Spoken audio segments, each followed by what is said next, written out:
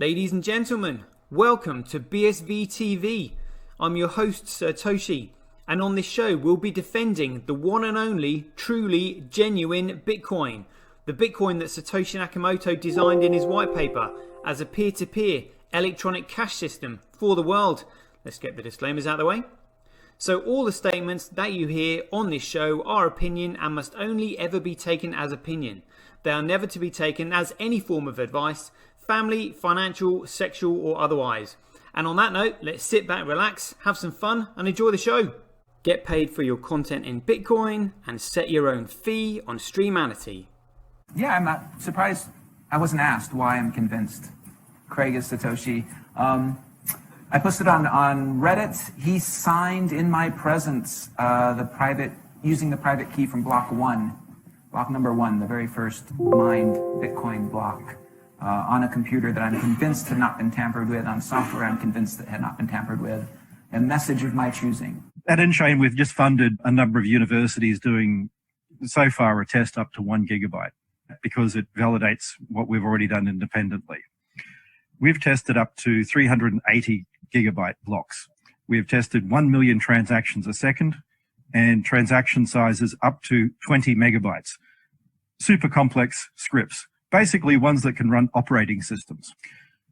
That's all of global commerce times about 50. On top of that, we can have complex scripts. On top of that, we can scale each of those transactions 1,000 times, which effectively means about 1 billion transactions per second, which means we can then have all derivatives, all complex trades. That means high frequency trading. It means everything that happens globally. Is the market that effectively BSV is going for, is that global e-commerce, which is currently valued at $29 trillion? No, that's too small. Buy and sell Bitcoin instantly at bsvgravity.com. And you can now book and pay for your winter holiday at skibsv.com. Alrighty people, we are live. Just gonna have to wing it today because it looks like the streaming settings need reconfiguring, whatever that means. But anyway, hey ho, here we go. So welcome to Satoshi TV, or aka Bitcoin is VTV, aka It's Just Bitcoin. The reason we broadcast on Twitch is because YouTube have already taken down 2 of my channels. Then they were preventing me from editing my shows. Then they were deleting episodes. And I thought, you know what?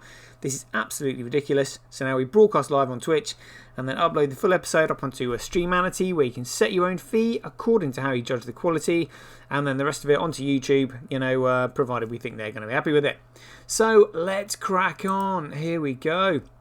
So this is the first article that needs to be brought attention to. Check this out. I mean, this is just absolutely ridiculous. Like, literally, the level of dumbness, and ignorance in this tweet is just beyond anything that I can comprehend. It goes, BSV Clown Dumpster is currently on fire. Kurt Wostgret, Kurt Water, chief Bitcoin historian, says nothing to see here because there is no 51% attack. 51% attacks actually don't exist, especially when Tau has much more than 50% of the network at the moment anyways, at 6 minutes in, blah, blah, blah. Honestly, I can't believe that I actually used to listen to these shitcoiners with their shit for brains. They have literally no idea what Bitcoin is. It's like this, you are either mining the protocol or you're not. If you decide to redirect your hash and maybe start a different chain, split the chain, mining on a different protocol, that's all that happens. You take your hash, you mine another chain. If people don't think your chain has got any value, which obviously fundamentally and economically we know that SegWit doesn't have any value, we know that BCH doesn't have any value because they're governance, because these guys don't understand the difference between securities and commodities. Data can only be commoditized in one way. And that is the way that was laid out in the Bitcoin white paper. That's why the Bitcoin white paper was so truly groundbreaking. He's listed and made a way to commoditize data. If you change it, you centralize it. And you turn that data from a commodity into a security, which means it has no value as money because it has a central point of authority and control. And one of the ways that Craig, as in like Satoshi Nakamoto, neutralized the network was with a chain of signatures, which holds all users and developers equally accountable, which means that no one could do anything on the network that nobody else would know about.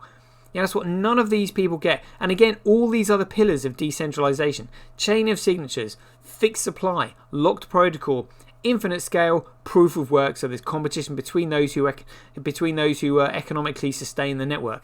None of these people get that. This is just so stupid. They're 51% attack. Like literally, it's almost like their mantra.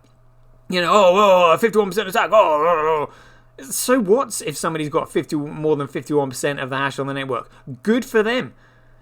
What are they just gonna? Like I said, they're either mining the protocol or they're not. And if they're not, and they decide to change it, like Corecoin did with BTC or Bcrash did with BCH, fine, go ahead. But there is no fundamental value in those protocols. The only protocol is the protocol that Bitcoin outlines. So I mean, this guy absolutely no clue whatsoever. I find it hilarious. And calling other people out as well. Calling them clowns and all this. I mean, they have no clue. Literally, this is like the dumbest of the dumb people. Literally, all they know is name calling.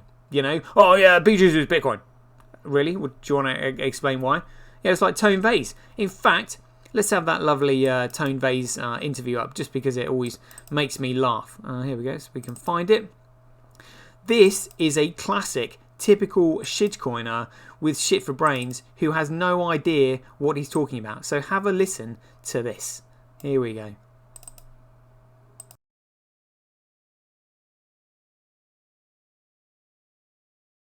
Why do you think BTC is valuable?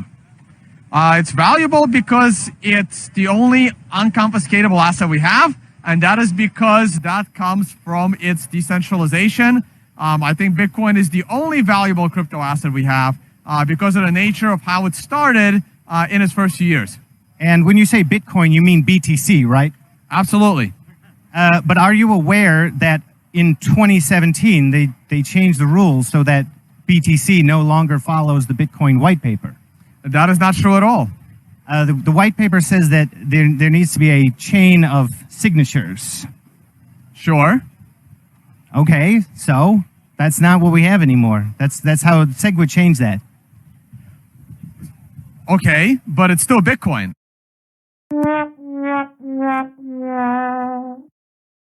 Absolutely hilarious. Absolutely hilarious. No clue whatsoever. And in fact, just because I'm in the mood for it, we'll have my lovely picture explained here by Peter McCormack.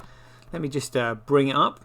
I do enjoy showing this picture because it's going to help those people with intellectual capacity problems actually figure out a picture paints 1,000 words and everything like that. So where is it? Here we go. So this is what's happened. Bitcoin started at the Genesis block, then Blockstream implemented SegWit on the 24th of August 2017, which turned Bitcoin from commoditized data into securitized data, dropping its fundamental value to zero. So Pete, why don't you just explain this for us? Take the floor. Here we go.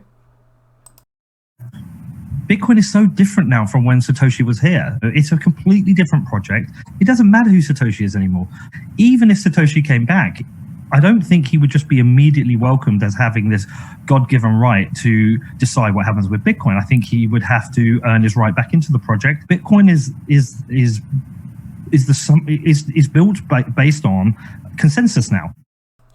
Are you sure about that, Pete? Because it didn't sound like it to me. Let's have that one more time. The project Bitcoin is built based on consensus now. Seriously, like it wasn't before. Did you even bother to read the white paper? Let me guess you can't read. Unbelievable. But that's what we're dealing with, folks. Just all you can do is laugh. It's absolutely hilarious. But I mean, some funny stories here that I want to report on. Where was it? I saw. Oh, look at this. Can you believe it? Judge scolds BitMEX lawsuit plaintiffs for offering him crypto basics lesson. Let's see what this says. Here we go. The judge urged the plaintiffs to focus on the task at hand, convincing me that they have stated a plausible claim. The California district judge overseeing a racketeering suit filed against crypto derivatives exchange BitMEX, William H. Orrick, has rebuffed the plaintiff's motion, offering to provide them with a tutorial on cryptocurrency basics. According to a July 13th report from Law 360, the judge responded to the Bitcoin Manipulation Abatement, which is LLC, BMA proposal, with a one-page order on Tuesday outlining the offer was not well taken. Plaintiffs believe the cryptocurrency tutorial will benefit the court. I think not. Judge Orrick wrote, adding that the plaintiffs should focus on the task at hand, convincing me that they have stated a plausible claim. BMA's complaint was first filed in May 2020, just weeks after the firm filed lawsuits against Ripple and FTX. The suit against BitMEX is now in its fourth iteration. The plaintiffs allege that BitMEX's former parent company, HDR Global Trading Limited, and executives Arthur Hayes, Ben Dalo, and Samuel Reed deliberately designed the exchange to engage in, facilitate, aid, abet, counsel, induce, and or procure a myriad of illegal activities. The BMA alleges BitMEX carried out racketeering, money laundering, and wire fraud. A previous version of the suit was dismissed without prejudice in March. BitMEX has staunchly rejected BMA's claims. The United States Department of Justice has accused Dello, Hayes, Reed, and BitMEX head of business development Gregory Dyer of violating the Bank Secrecy Act, having filed complaints against the group in October 2020. Reed was arrested the same month, while Dello and Hayes voluntarily surrendered to authorities in March and April respectively before being released on bail. The trio will face trial in March 2022, with Dyer remaining at large. Oh, he's still on the run. Still on the run. Oh dear. Law is gonna get ya. Law is gonna get ya. Absolutely. Oh my goodness me. So yeah, I did find that quite funny. There was another one that I saw that I thought was quite amusing. Phantom to raise $9 million to launch a multi-chain crypto wallet. Oh my god. I mean, all these so-called chains and cryptocurrencies are absolutely worthless. Literally all of it. The only reason there's so much money sloshing around in the space is because these Ponzi schemes have gone up in value and people are just like, oh, right, well, we've got loads of money. You know, now, I mean, you've got Coinbase with an IPO of like 100 billion. You know, you've just got to think that the AIG was bailed out to the tune of 160 billion, you know, which basically sort of like bailed out them for the entire financial crisis. And yet, you know, Coinbase had an IPO of 100 billion. You know, like, it's almost silly money, you know, because we've got money that actually goes up now. But, you know, these people are so confused as to actually what gives it fundamental value. You know, it's crazy. So this is 9 million. Well, I mean, they're probably giving it 9 million in cryptocurrency, you know, like Ethereum and whatever. Somebody got in there early. I mean, 9 million is going to mean nothing to these people. A Series A fundraiser was led by Andreessen Horowitz, with participation from Variant Fund, Jump Capital, DeFi Alliance, and Solana Foundation. Angel investors from Compound, DYDX, and Ethereum Foundation also participate. That's probably why they got where they got the money from. Do you know what I mean? It's crazy, but yeah, when all these Ponzi schemes go to zero, they're going to be penniless, like literally, you know.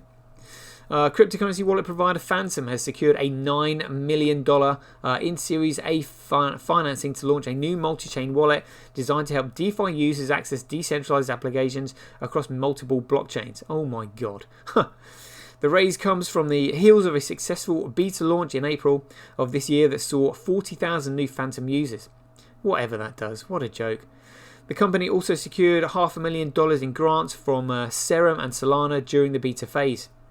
Brandon Millman, Phantom's co-founder and CEO, said his platform enables users to easily access decentralized exchanges and non-fungible token platforms, explaining, with the world moving into a multi-chain future, the strong interest from the participants in our beta group indicates that our team has designed a DeFi wallet for the masses, one that's in a unique position to provide value to users unlike any other related product on the market. Phantom is a centralized network. It's absolutely ridiculous. Cryptocurrency wallets are the first point of contact for DeFi users, but the steep learning curve around their use may be impacting broader mainstream adoption. Phantom has prioritized simplicity in the onboarding more wallet users. The Phantom application can be installed as a browser extension on Google Chrome, Microsoft Edge, Brave, and Firefox. Surabra Sharma, a general partner at the Jump Capital, said projects like Phantom will help springboard mainstream adoption of DeFi. The next phase of DeFi would be a focus on onboarding mainstream users, and one of the biggest barriers to that is the intuitive user interface and workflows, he said. I mean, what's ridiculous is that it's already been proved that Ethereum doesn't scale. Ethereum doesn't scale. You know, they can promise people all they want, but all this DeFi crap that's on Ethereum, it's Ethereum that doesn't work. It's ridiculous. It all works on the genuine Bitcoin chain, you know, for literally micro payments. It's so stupid. Ariana Simpson, a partner at Andreessen Horowitz, touted Phantom's mission to build a beautiful, easy-to-use wallet. Well, just look at Handcash and SimplyCash, does what it says on the tin. That bridges assets and gives users a seamless experience, adding that her firm is excited to work with the crypto startup. Andreessen Horowitz is one of the largest backers of Solana project. Oh my god. Oh my god. See, look, I mean, all the gear and no idea. They've got like millions, maybe billions, you know, and they're backing Solana, which is what they're calling it, proof of history. Absolutely ridiculous. Absolutely ridiculous. There is no competition between any of the nodes that have proof of history. You can only have proof of work. It's just so stupid. It's so stupid. Having co-led Solana Labs' $314 million private token sale earlier this year. The venture firm is behind some of the biggest rises in crypto, having earmarked billions of dollars for blockchain-focused startups. Oh my god, literally like throwing money down the drain, which they're going to realise probably quite soon, but it'll probably be too late for them. But absolutely ridiculous. Absolutely ridiculous. Huh. Let's have a look at this. Ethereum's London, Berlin and Shanghai forks and their role in Serenity. Oh dear, oh dear. Ethereum network is taking a big step towards a scalable proof-of-stake blockchain. Again, there is no fundamental value in any proof-of-stake network. It's absolutely ridiculous. Here is how the London and Berlin hard forks fit into the road to Ethereum 2.0. Ethereum has enjoyed a good run so far in 2021, with its value increasing from around $1,300 at the beginning of the year to nearly $4,000 in May. However, Ethereum's price aside, consistent problems on the Ethereum blockchain have brought to light the angers of traders and decentralized application developers on the Ethereum ecosystem. Lack of scalability and high gas fees are the main issues. And let's just have the Ethereum developers telling us that they already knew that Ethereum couldn't scale before they even launched it. This is absolutely insane. It scales somewhat. Initial plans or initial yeah, we knew it wasn't going to be scalable for sure. Is right. More like massive fail. Like, good grief. Huh. As one of crypto's biggest platforms for decentralized applications, Ethereum has been dealing with network congestion that reflects the high gas fees that people have had to pay with every transaction. Since the start of the year, at times the cost of facilitating transactions on the Ethereum ecosystem has hovered around the $16 to $20 range, going as high as $100 on decentralized apps like Uniswap that have higher trading volumes. This is absolutely ridiculous. How do you respond to that, Vitalik? The internet of money should not cost 5 cents a transaction. It's kind of absurd.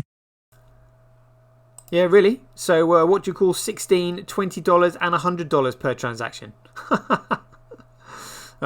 This point of view, from this point of view, the transaction of Ethereum 2.0 has a solution designed to address scalability issues as well as solve the problem of skyrocketing gas fees. Is a welcome reprieve by the Ethereum community.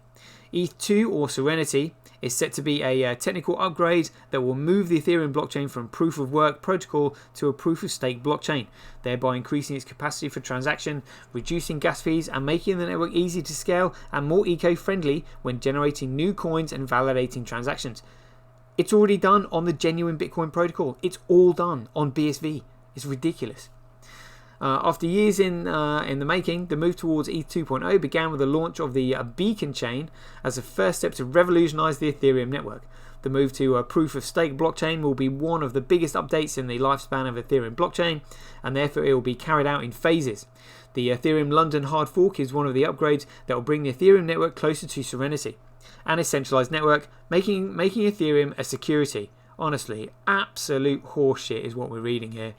I can't be bothered to read it. It's just it's infuriating. It's so stupid, And let's see what they're going on here. Again, it's all price action on Coolcoin, isn't it? Coolcoin sell-off continues as BTC nears 31k ahead of Powell's speech. The latest price decline came after the US inflation rose by a 30-year high in June. Coolcoin's price continues its downtrend Wednesday ahead of the testimony from the United States Federal Reserve Chairman Jerome Powell. The spot BTC USD exchange rate fell to its 17-day low of $31,600 following a 3.46% intraday dip. Meanwhile, CME futures tied to the pair plunged 3.41% to 31,515, extending their week-to-date losses to 9.5%. I really can't be asked reading the rest of it. It's just so stupid. Like, literally, it's tea leaves, crystal balls, flying carpets, ball pennants, whatever. Flying carpets. Good grief. Just give it a rest, honestly. So, 20 minutes. That'll do for today's show. Yeah, sorry I haven't been broadcasting on Twitch. Gonna have to get the gremlin out that's in my OBS file. But anyway, hope you enjoyed the show. Catch you guys later. Get paid for posting your pics on Relica. Download the app now at www.getrelica.com. Get your tweet etched on Twitch, forever on the Bitcoin blockchain. Do it today at www.jointwitch.com.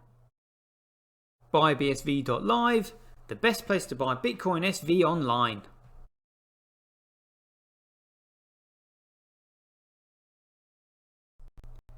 Support independent content creators on micropayment platforms such as Streamanity, Twitch and Relica. We should profit from our data, not the large corporations who track, monitor and sell it. If you enjoy the Bitcoin content that I produce, please support me by heading over to www.satoshi.tv, where you can keep up to date with all the latest news, gossip and content as it's created. Thanks very much. To get started in Bitcoin, go to freebsv.com, where you can claim your free Bitcoin. Then head over to Twitter and follow @IamSatoshi, where you can take part in his very generous and world famous free giveaways. The future of advertising meets the power of Bitcoin at Tonic Pow. Get paid for posting advertising campaigns to your social media profiles. Go to www.tonicpowads.com.